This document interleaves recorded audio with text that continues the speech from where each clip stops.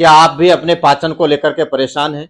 क्या आप जानते हैं कि आपका पाचन कितना इंपॉर्टेंट है? 70% हेल्थ आपकी केवल और केवल आपके पाचन पर डिपेंड करती है।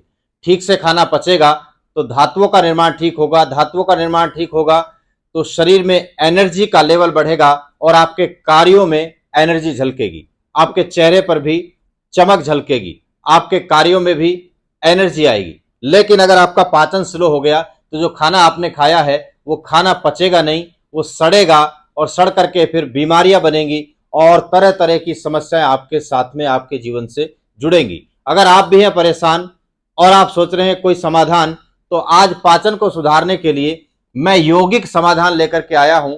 इस यौगिक समाधान के माध्यम से हम हमारे मेटाबॉलिक रेट को बढ़ाएंगे, अपने पाचन तंत्र के अंगों को मजबूत करेंगे और एक स्वस्थ जीवन जिएंगे। बहुत जल्दी आप पाचन की समस्या से बाहर आ जाएंगे। तो मेरे साथ जुड़िए।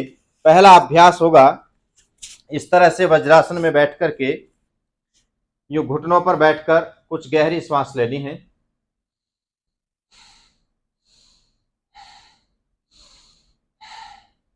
मानसिक तरंगे जो बाहर की ओर बिखरी हुई हैं उनको थोड़ा एकाग्र कर लेंगे, क्योंकि योग जो है वो बड़ी धैर्य के साथ में और लयबद्धता के साथ में आपको करना होता है और अपने पाचन के प्रति समर्पित होकर के आपको इन क्रियाओं को कर लेना है। तो पहला अभ्यास हम करेंगे धनुरासन का अभ्यास।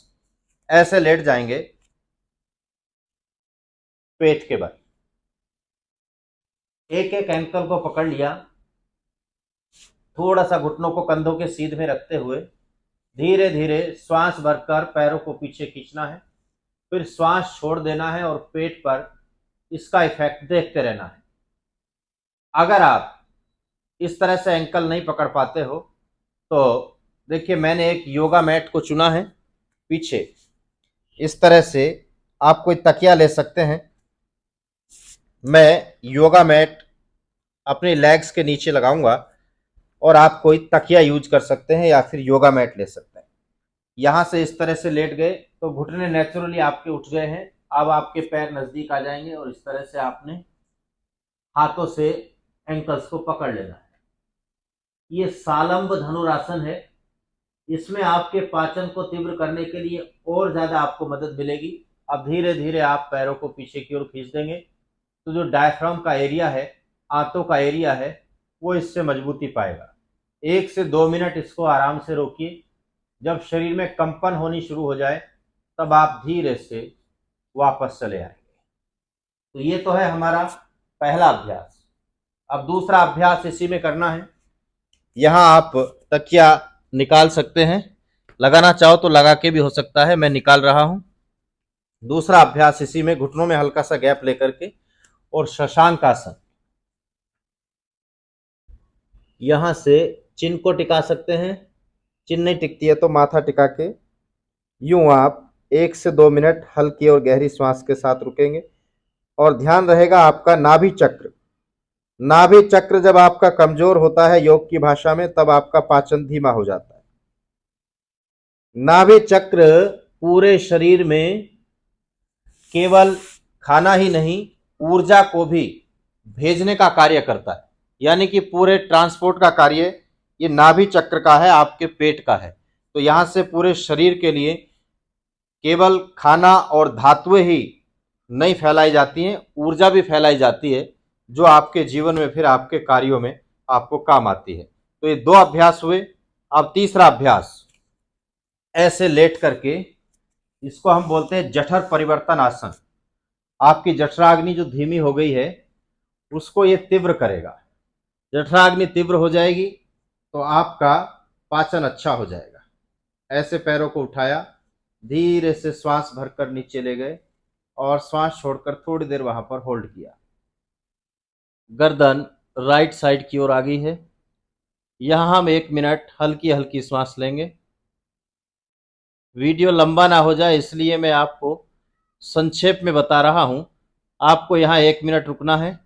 अगर घुटने सीधे करके उठ जाएं तो अच्छी बात है, अन्यथा आप घुटने मोड़ करके भी यहाँ बीच में आए और फिर आप धीरे से राइट की तरफ पैरों को ले लिया, गर्दन चली जाएगी लेफ्ट की तरफ।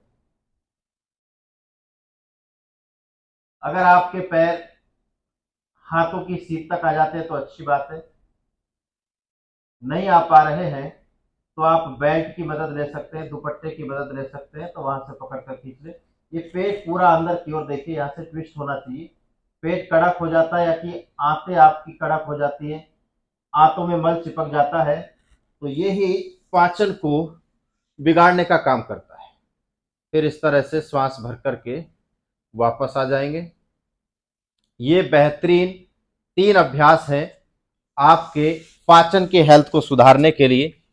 अब आपको यह भी ध्यान देना होगा कि आप जो खाना खा रहे हैं उसको चबा चबा के आपको खाना है, और खाना खाने के बाद तुरंत बाद इस तरह से वज्रासन में बैठ जाएं तो आपकी जो पाचन शक्ति है वो वज्र की तरह से हो जाएगी, मजबूत हो जाएगी।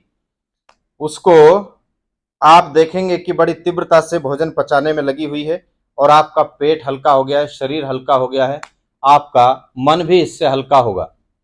तो इस तरह से बैठ जाएं, और इसमें आपको एक विशेष क्रिया करनी है भोजन करने के तुरंत बाद, जुगाली क्रिया। जैसे हमने देखा कि पशु खाना खा लेते हैं तो खाना खाने के बाद उसको जुगालते रहते हैं, तो जुगालू क्रिया में क्या करना है, आपको सौंफ ले लेनी है, मिश्री ले लेनी है। जो आप रेस्टोरेंट में खाना खाने जाते हो ना, वहाँ ये चीज़ रखी जाती है इसलिए क्योंकि आपने बहुत हाई कैलोरी खाया, बहुत आपने ऑयली फूड खाया, तो उसको पचाने के लिए सौंफ बहुत अच्छी है। तो बाद में आप इसको खा करके हल्कापन महसूस करते हैं। ऐसे ही आपको घर पर ये सौंफ रख देनी है। ये आपकी मीठे की जो आदत है उसमें भी बहुत हेल्प करेगा। तो सौंफ लेकर के और इस तरह से घुटनों पर हाथ रखकर कमर सीधी करके बैठ जाएं, और इस तरह से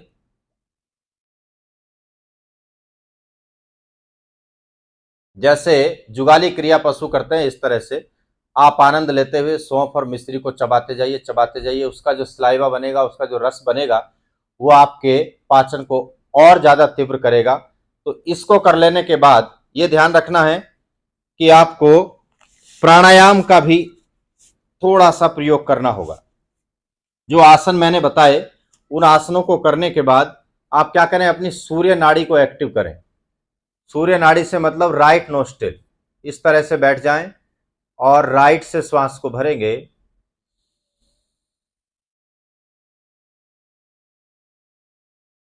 लेफ्ट से धीरे से छोड़ देंगे। इस तरह से 11 से 21 बार करने पर आपकी सूर्य नाड़ी एक्टिव हो जाती है। ये आपको खाली पेट करना है सुबह सुबह, और आसनों का अभ्यास भी खाली पेट करना है, और वज्रासन का अभ्यास आपको खाना खाने के बाद करना है। हो सके तो थोड़ा घूमने फिरने जाइए। आयुर्वेद में ऐसा कहा गया है कि खाना खाने के बाद अगर आप थोड़ा सा टहल लेते हैं तो खाना एकदम आसानी से पचना शुरू हो जाता है और आपका पाचन बढ़िया हो जाता है। तो ये मैंने आज आपको थोड़ा सा संक्षेप में निवेदन किया है कि आप इस तरह से थोड़ा सा चलेंगे तो आपका पाचन अच्छा हो जाएगा। लेकिन यहाँ एक इम्पोर्टेंट बात रह गई है, वो ये है कि जब आप खाना खाने बैठें तो आप पूरा ध्यान खाने के ऊपर रखें। अपनी थाली के अंदर ही आपकी पूरी ऊर्जा समा जाए, आप थाली के बाहर ना जाएं। यानी कि जो आप खा रहे हैं उसी को ध्यान से देखें। अच्छी तरह चबा चबा करके कम से कम 32 बार चबाने का विधान आयुर्वेद में किया गया है। तो आप 32 बार चबा चबा के खाएंगे तो जो दांतों का काम है वो आंतों को नहीं करना पड़ेगा, और ऐसा नहीं होगा तो आपका पाचन तीव्रता से मजबूत होगा। तो ये आपको काम जरूर कर लेना है। पानी की मात्रा अच्छी रखनी है, लेकिन जब प्यास लगे तभी आपको पानी पीना है। भोजन में जो रूखा भोजन है जिसमें पानी नहीं यानी कि सूखी सब्जी है उसको थोड़ा अवॉइड करें, और जो पानी वाली सब्जियां हैं जिनमें पानी की मात्रा अधिक है उनका सेवन ज़्यादा करें। रोटी का सेवन थोड़ा कम कर दें, फ्रूट्स का सेवन ज़्यादा करें, तो आपका पाचन जल्दी से मजबूत पाचन हो जाएगा। और ये वीडियो जल्दी से आप दूसरों को भेज दीजिए, फैला दीजिए। धन्यवाद।